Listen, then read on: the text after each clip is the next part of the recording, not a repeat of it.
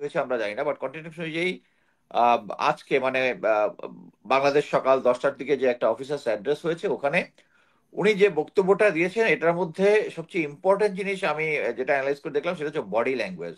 কাগজটা পেয়েছেন এবং ওইটাই সেনাপ্রধান ওই জিনিসটা বলতেছেন। সো আমরা হুম। এখন এই জিনিসটা আমি একটু সিরিয়াসলি নিতে চাই। এবং উনি আরেকটা জিনিস বলেছেন যে যখন এই কার্যক্রমটা যদি হয় এটার জন্য আমাদেরকে ভিজিলেন্ট থাকতে হবে সেনাবাহিনীকে, এবং যদি হয় তখন আমাদেরকে আমাদের রোলটা প্লে করতে হবে। জিনিস হচ্ছে তারা যারা গুজব রটনাকারী প্লাস হচ্ছে ভারত প্লাস হচ্ছে এরা সবাই জানে। মনে করেন এখন যদি প্রফেসর জেনারেল ওয়াকার একটা কু করার চেষ্টা করে, হ্যাঁ, হুম। তাহলে কাদের দিয়ে করবে? দেখ, অ্যাকচুয়ালি আমিও আপনাদের মতো বিভিন্ন জায়গা থেকে শুনতেছিলাম, এবং যেহেতু আমি একটু মাঝে মাঝে লাইভ করে কথাবার্তা বলি, এই জন্য অনেক ধরনের কর্নার থেকে আমাকে ইনফরমেশন মিস ইনফরমেশন অনেক কিছু করা হয়।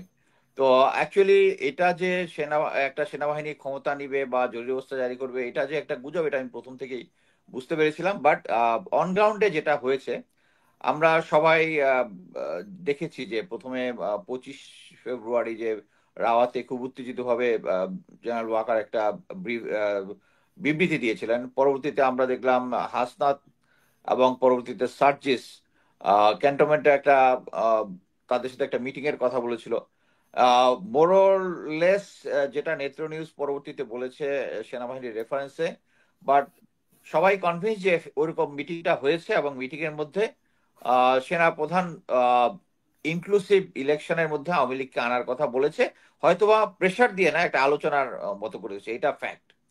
এবং এট দ্য সেম টাইম আমরা আরেকটা চ্যানেলে দেখেছি, যমুনা টিভিতে, সেটা হচ্ছে আহ, আসিফ আসিফ যে উপদেষ্টা আসিফ আছেন, উনি বলেছেন যে 5ই আগস্ট সেনাপ্রধান বলেছে যে জেনারেল ওয়াকারকে প্রধান উপদেষ্টা করা যাবে না, কারণ উনি তার এগেনস্টে, ডক্টর ইউনূস। হ্যাঁ, ডক্টর ইউনূসকে প্রধান উপদেষ্টা করা যাবে না কারণ উনি কনভিক্টেড বাই কনভিক্ট। কোর্ট, যেটা আর কি এটা প্রকাশ পেয়েছে যে উনার অ্যাকচুয়ালি প্রধান উপদেষ্টার প্রতি ফুল রেসপেক্টটা নেই। বাট আমি বলবো যে হাসনাত এবং সার্জিস, আহ, তাদেরকে আমি সেলুট জানাই অ্যাকচুয়ালি এই জিনিসটা সামনে আনার জন্য। এবং সামনে আনার জন্য যেটা হয়েছে, যে গুজবটা উঠেছিল যে সেনাপ্রধান জেনারেলরা মিটিং করতেছে, এটা সত্য যে জেনারেলদের সাথে এর আগের দিন একটা মিটিং হয়েছে, কিছু জেনারেল ফিজিক্যালি এবং কিছু জেনারেল ভিডিও কলের মাধ্যমে যুক্ত হয়েছেন।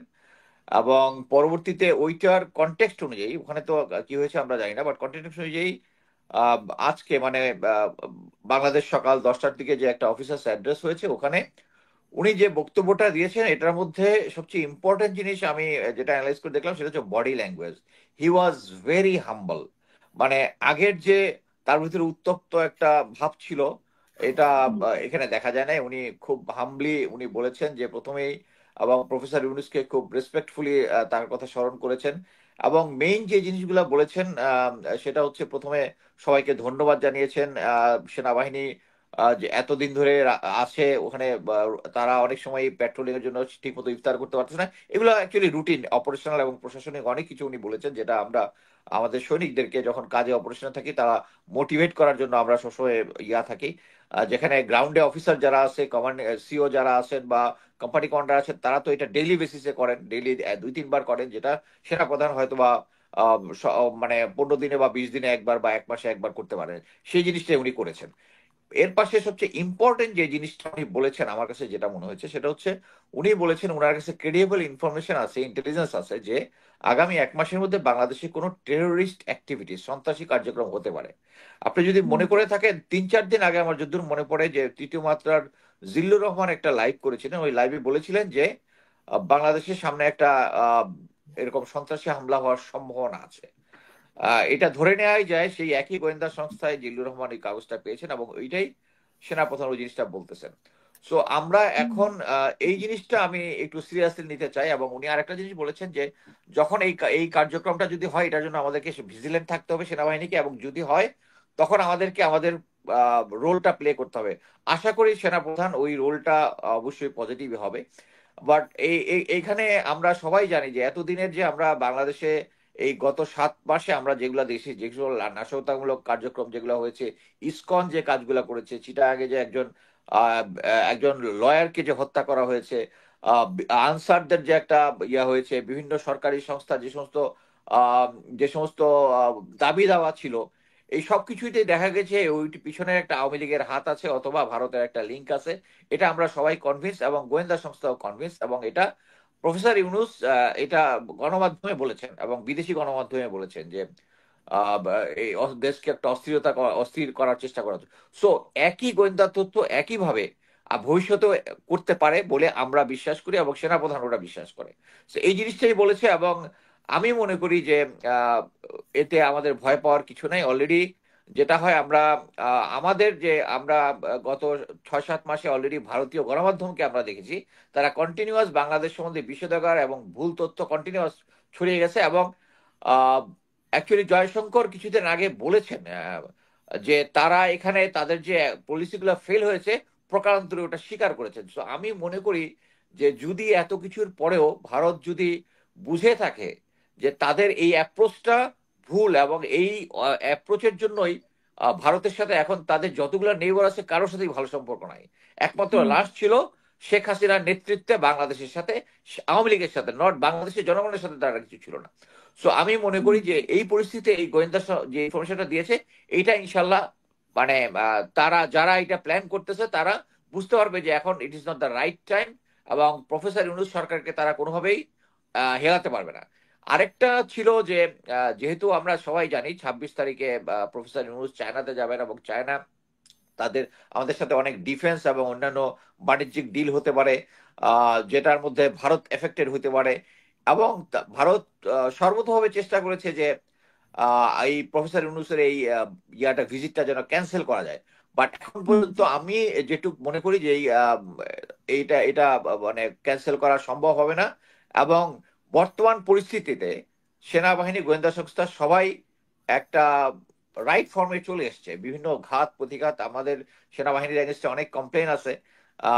কমপ্লেনটা শুধু পুরা সেনাবাহিনীর ভিতরে না, এটা হচ্ছে সেনাবাহিনীর কতিপয় অফিসারদের বিরুদ্ধে যারা অলরেডি গুম খুনের সাথে জড়িত। এবং আমি আগেও বলেছি যে এই যারা শেখ হাসিনার চামচা যারা ছিল, যারা এই গুম খুন করে এই সরকারকে এতদিন রেখেছে, তাদের স্ট্রেংথেই অ্যাকচুয়ালি সিভিল প্রশাসন থেকে শুরু করে আইন শৃঙ্খলা বাহিনী এবং আওয়ামী লীগের পান্ডা যারা দেশে বিদেশে আছে, তারা একটা হোপ, একটা ভুয়া একটা হোপ জারি রেখেছে, জারি করে রেখে বিভিন্ন এনার্কি সিচুয়েশন তৈরি করার চেষ্টা করছে।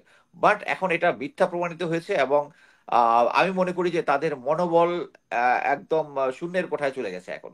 আমি মনে করি না এই ধরনের কোনো ইয়া হবে। ইভেন আমাকে বিভিন্ন ইয়া থেকে যখন ভুল তথ্য দেয়, আমাকে অনেক উল্টাপাল্টা তথ্য দিচ্ছিল যে প্রফেসর ইউনূস নাকি চায়না থেকে সরাসরি ইউরোপে কোথাও চলে যাবে। আমি জাস্ট বলছি যে দিস ইজ বুলশিট। এবং অ্যাকচুয়ালি তারা চেষ্টা করে যে যারা একটু কথাবার্তা বলে তাদের মধ্যে দিয়ে এটা বলার জন্য। সো এখন আমি মনে করি যে প্রফেসর ইউনূস সরকারের বিরুদ্ধে যে সমস্ত ষড়যন্ত্র আছে, বাংলাদেশের বিরুদ্ধে ষড়যন্ত্র আছে, তা এখন সাবসাইড হয়ে গেছে। আমি আশা করতেছি যে জেনারেল ওয়াকার এবং গোয়েন্দা সংস্থা থেকে শুরু করে সবাই একটা সিস্টেমের মধ্যে চলে আসছে। হ্যাঁ, আমাদের ভয় পাওয়ার কারণ ছিল, তাহলে ভয় পাওয়ার। গতকালকে এই ধরনের আওয়াজ উঠলো কেন? এবং সেনাবাহিনীর মধ্যে একটা বৈঠক হয়েছে বা হবে এরকম আমরা আগেও অনুমান করেছি বা বৈঠক হয়েছে, এরকম কি কোনো তথ্য আপনার কাছে আছে কিনা? হ্যাঁ, আর আমি তো বললামই যে একটা জরুরি সেনাবাহিনীতে। অবস্থা জারির প্রসঙ্গটা কি আসলে পুরোটাই গুজব নাকি এরকম কোনো আসলে প্ল্যান ছিল? না, না, এটা পুরোটাই গুজব। আমি বলবো কি এই কারণে, কারণ একটা কনফারেন্স তো হয়েছে, জেনারেলদের একটা কনফারেন্স হয়েছে, কিছু জেনারেল ফিজিক্যালি জয়েন করেছে, আর কিছু কিছু জানার জেনারেল ভিডিও কলের মাধ্যমে কনফারেন্স, এবং ওইটার মিনিস্টার ইয়াতেই পরবর্তীতে এর পরের দিন আজকে যেটা সকালবেলা যে অ্যাড্রেসটা হয়েছে আর কি, যে অফিসারদের অ্যাড্রেস যেটা হয়েছে। এখানে ইম্পর্টেন্ট জিনিস হচ্ছে তারা যারা গুজব রটনাকারী, প্লাস হচ্ছে ভারত, প্লাস হচ্ছে এরা সবাই জানে। মনে করেন এখন যদি প্রফেসর জেনারেল ওয়াকার একটা কু করার চেষ্টা করে, হ্যাঁ, হুম তাহলে কাদের দিয়ে করবে দেখেন। 9 ডিভির জিওসি, ডিজি, বিজিবি, ঢাকার যে ব্রিগেড কমান্ডার গুলো আছে, এগুলো সব হচ্ছে আওয়ামী লীগের। আমি কিন্তু প্রতিটা ইয়াতেই মানে কনভিন্স করার চেষ্টা করছি যে এইগুলো এই আওয়ামী যারা আছে, যারা ট্রুপস কমান্ড করে, এখন মনে করেন আমি স্ট্রংলি বিশ্বাস করি এখনো 5-6 জন জেনারেল যারা আছে ঢাকাতে আছে। বা আমি বলতে পারি জেনারেল মাইনুরের কথা বলতে পারি, জেনারেল ফয়েজের কথা বলতে পারি, জেনারেল কামরুলের কথা বলতে পারি, যারা লর্ড অফ আরো অনেক জেনারেল আছে, বাট তারা কেউই ঢাকাতে থাকলে তাদের আন্ডারে কোনো ট্রুপস নাই তাদের। সো একটা হুম কু যদি হয়, কারা কে ঠেকাবে? বাট ঠেকানোর মতো যারা আছে তারা সবাই হচ্ছে আওয়ামী লীগের। এইটাই হচ্ছে র, এবং যারা এই যারা এই ধরনের একটা সিচুয়েশন তৈরি করে তাদের একটা স্ট্রেংথ। বাট বর্তমানে হচ্ছে তারা এইটুক বুঝে গেছে যে তারা যদি কোনো এই ধরনের কোনো আহ, আহ, পদক্ষেপ নাই। পদক্ষেপ নেয় তাহলে জনগণ এবং সেনাবাহিনীর মূল অংশটা এটাতে সাপোর্ট দিবে না। এই কারণেই তারা এটা করতেছে না। কিন্তু তারা কিন্তু স্ট্যান্ড বাই। আমি প্রতিটা ইয়াতে এই জিনিসটাই বলেছি যে যারা ট্রুপস কমান্ড করে দে আর অল আওয়ামী লীগার। ঢাকা এবং হুম। আশেপাশে, যে ঢাকা হচ্ছে সেন্টার অফ গ্র্যাভিটি, এটা কন্ট্রোল করার জন্য যারা আছে, যারা কমান্ডে আছে, সব আওয়ামী লীগার। এবং এদেরকে জেনারেল ওয়াকার সরাচ্ছে না। বাট এখন পরিস্থিতি এমন হয়েছে যেটা আমি মনে করি না সেনাবাহিনীর ক্ষমতা দখল করা বা কু করা বা জরুরি অবস্থা গ্রহণ করা এরকম কোন সিচুয়েশন আছে। এবং জেনারেল ওয়াকারের একটাই পজিটিভ দিক, উনি রক্তপাত চায় না, এটা আমি বিশ্বাস করি। কিন্তু আওয়ামী লীগের কথায় উনি চলতেছে, এটাও আমি বিশ্বাস করি। ধন্যবাদ। কিন্তু উনি সুযোগ যদি থাকতো, যেমন ওনার 5ই আগস্টে যে ঘটনা ঘটেছে, বা 3 আগস্টে যে মিটিংটা হয়েছে, সেই মিটিং থেকে উনি বুঝে গেছে যে মানে আর্মির মধ্যেই ভাগ। এক্স্যাক্টলি, এখনো এক্স্যাক্টলি। কি সেইটাই, যে আর্মির মধ্যে ভাগ দেখে ওনার কোনো পজিটিভ চিন্তা করার সমস্যা, ওনার সেখান থেকে কারেক্ট। সিদ্ধান্ত নেওয়া? এইটাই আমি এতক্ষণ বললাম। আপনি আপনি জিনিসটা দেখেন যে প্রথমে 3 তারিখে যে অফিসারদের সাথে অ্যাড্রেসটা হয়েছিল, অ্যাড্রেসে কিন্তু প্রথম 15 মিনিট কিন্তু ওই বিপ্লবীদেরকে, যারা বিপ্লব করে তাদেরকে সে দুষ্কৃতিকারী হিসাবে বলেছিল। এটার হুম। মানে পুরা কনভারসেশনটা আমার ফেসবুকে আছে, যে ওখানে তিনি দুষ্কৃতিকারী বলেছিলেন। তার 15 মিনিট পরে যখন অফিসাররা কথা বলা শুরু করেছে তখন এই পাঁচটা বুঝে ফেলছে। বাট এই পাঁচটা বুঝে ফেলার পরে ওনার মাইন্ড সেট আপ কিন্তু চেঞ্জ হয় নাই। কি হুম। জন্য? কারণ এই যে সার্জিসের সাথে বা হাসনাত আব্দুলের সাথে উনি বলেছেন আওয়ামী লীগকে নিয়ে আসার ব্যাপারে সে কথাবার্তা বলেছেন। তার তার মানে হচ্ছে তার ব্রেনের মধ্যে এখন আওয়ামী লীগ। এবং ওই উপদেষ্টা আসিফ যে কথাটা বলেছে যে প্রথম দিনই সে 5 তারিখে সেনাপ্রধান বলেছে যে প্রফেসর ইউনূস একজন কনভিক্টেড, আদালত দ্বারা হুম। কনভিক্ট একজন লোক হইতে পারে না। একটা নোবেল লরিয়েট, যে ভালোভাবেই আমরা সবাই জানি, আন্তর্জাতিকভাবে জানে যে এই লোকটা কে আওয়ামী লীগ সরকার অন্যায়ভাবে অন্যায়ভাবে এই মানে আদালতে হাজির করেছে। তাকে 8 তলা না কয়তলা মানে সিস্টেম করে দিয়া লিফটে না উঠে হেঁটে হেঁটে উঠার চেষ্টা উঠে। করে, তাকে কষ্ট। এই জিনিসটা তো প্রফেসর ইউনুস বিশ্বাস করেন, সরি, জেনারেল ওয়াকার বিশ্বাস করেন না। উনি এখনো প্রফেসর ইউনুসকে কয়েকদিন আগ পর্যন্ত 5 তারিখ পর্যন্ত উনি তাকে মানে তাচ্ছিল্যভাবে প্রফেসর ইউনুসের নাম নিয়েছেন। আর এখন এই যে আজকে যে দরবারটা নিয়ে এখানে উনি রেসপেক্টের সাথে কথা বলেছেন। ওনার সিচুয়েশন চেঞ্জ হয়েছে পরিস্থিতির জন্য, আর কোনো কিছুর জন্য না। I don't give him much credit for that.